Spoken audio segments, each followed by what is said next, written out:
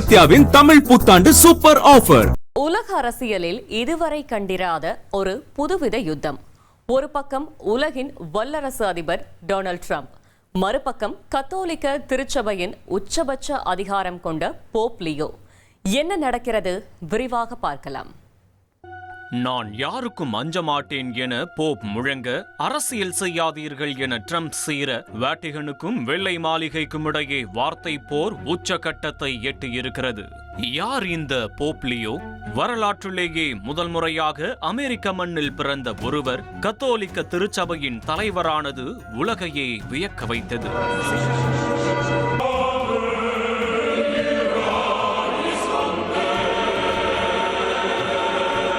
சிகாகோவில் பிறந்து வளர்ந்த லியோ இளம் வயதிலேயே சமூக நீதிக்காக போராடியவர்.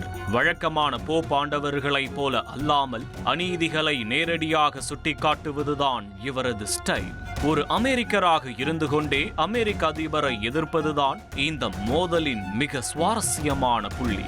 ஈரான், அமெரிக்கா, இஸ்ரேல் போர் குறித்து வாட்டிகனில் நடந்த திருப்பலியின் போது போப் லியோ ஆற்றிய உரைதான் இந்த நெருப்புக்கு காரணம். போர்களை நடத்துபவர்கள் தங்களை சர்வ வல்லமை படைத்தவர்களாக நினைக்கும் மாயையில் வாழ்கிறார்கள் என ட்ரம்ப் நிர்வாகத்தை நேரடியாக சாடினார். ஆயுதங்களை விட அமைதிக்கு வலிமை அதிகம் என அவர் விடுத்த அறைகூவல் வாஷிங்டனில் அதிர்வலைகளை ஏற்படுத்தியது.